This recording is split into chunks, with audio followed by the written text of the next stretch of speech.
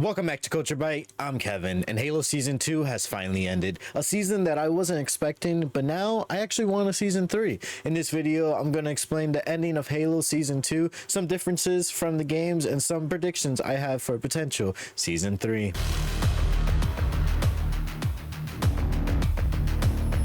We begin the season with Chief and Cortana being separated. Then we see Chief and Silver Team on a planet. They're attempting to evacuate, but a cult doesn't want to leave. They find the comm relay doesn't work and is being repaired by a group of Marines.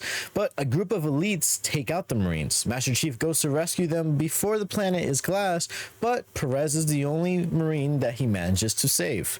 A group of elites stand and look at the Master Chief, and we find out that Makee was there as well. This season has the Master Chief on the outs with the UNSC, more specifically ONI, or Office of Naval Intelligence. Master Chief believes that the Covenant used the planet to train to evade Reach, and he thinks that they could be on Reach right now, which actually becomes true, but ONI doesn't want to stir up trouble, so they hide it from the public and deny any allegations. They even send another Spartan team, Cobalt Team, which are killed by the Covenant, and it turns out they went to investigate a comm relay that went dark on Reach.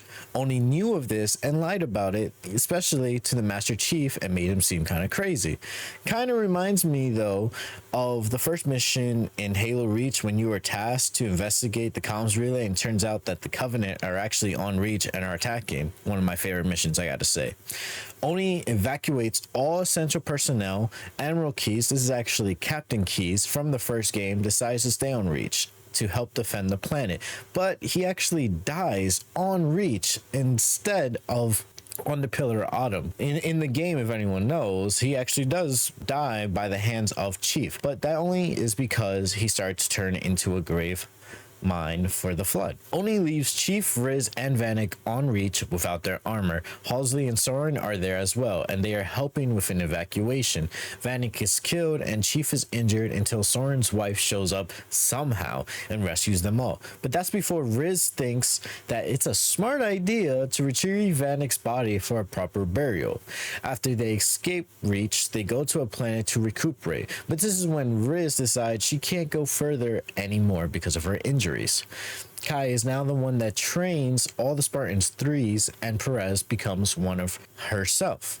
Kai and Chief fight, and they learn that Pulaski wants to upload a virus that will destroy one Covenant carrier, which in turn destroys everything in sight and maybe even the Halo Ring. Cortana has been helping Makee find the Halo Ring, but also working as a double agent to tell the UNSC fleet of their location. We're introduced to James Ackerson, this season played by Joseph Morgan. You might know him from Vampire Diaries, but he doesn't show up in the game. He shows up more in the books. He kind of acts like a soft villain in the show, but we learn that he had a sister who was in the Spartan program as a kid, but she didn't make it through the procedures. He's also the creator of the new Spartan 3s, which they use towards the end of the series, not on Reach, which is definitely a big freaking diversion from the game. Halsey, Quan, and Miranda Key stumble upon a Forerunner library that carried a sample, which we learn later is a flood spore. Also, they come across this alien that we're not ever given an answer to who it is or what it is. The last episode begins with Chief talking to a mysterious figure, which we find out that this is 343 Gilgy Spark. We know from the games he is the monitor of Installation 04, which is the destination of the first Halo we see in the Halo game series. But also in this episode, we are introduced to the Flood. We see the infection affect person to person and how a breakout starts slowly, and this UNSC base is completely infected. Soren and Quan are there to rescue his wife and son. They even manage to save James, but when Quan is surrounded by the Flood, she isn't attacked for some reason. We see the shaman from the first episode and in the episode 5 managing to stop the Flood from infecting her. They all escape, but Soren's wife stays behind because she's infected. We see that Chief has a decision to make, to either save Kai and the Spartan 3s or go straight for the ring. He decides to save Kai and the Spartan 3s, and then he decides to save Cortana from the Covenant ship that Makee left her on.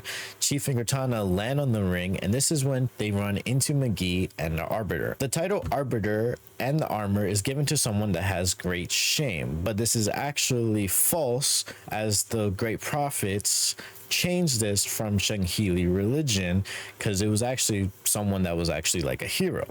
The chief and the arbiter fight, and I gotta say, I just love this whole energy sword to energy sword fight. It was actually pretty cool, but the chief wins and the arbiter asks for death to put his shame to an end.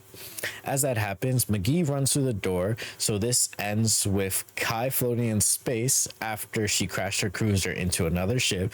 Catherine Halsey has been infected, so Miranda puts her in a cryopod, and Chief is inside the ring speaking with the monitor, telling him about the events that have occurred. The monitor says that there's someone that wants to meet him and also mentions how he's spoken to Makee.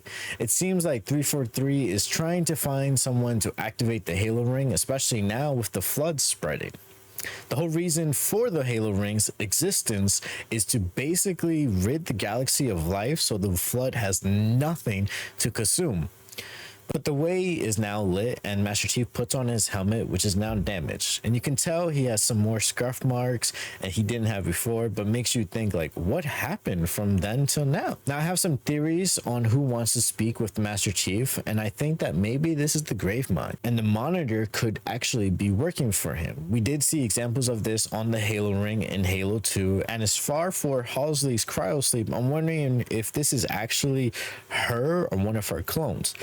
Let's not forget that she had a few Flash clones last season. The parts I didn't understand are where are they going with Quan's character, as it seems very like magical around her, especially with the flood not attacking her and the shaman keeps popping up. Like, is she also a reclaimer herself? And why Makee and John are the only ones that can interact with the Halo Ring? Originally in the game, any human could interact with the ring, not just any specific person. But overall, I mean, this season was okay. I didn't enjoy that Chief was out of his armor for like basically more than half the show, and how they did the Fall of Reach, I thought it would have had more than just one episode, and to not even see the Pillar of Autumn and have Keyes die was just crazy. But if anything, the way it ended actually has me more excited for a potential third season, as I want to see what they do with the flood and how they handle being in the ring and discovering it. But now I leave it to you, wonderful audience. What did you think of Halo Season 2, and do you want a Season 3? Drop a comment and let me know. Drop a like on this video, follow me on Twitter and Instagram at the Kev Guy, follow Culture Bite, and subscribe to Culture Bite, and I'll see you guys in the next video. Bye bye.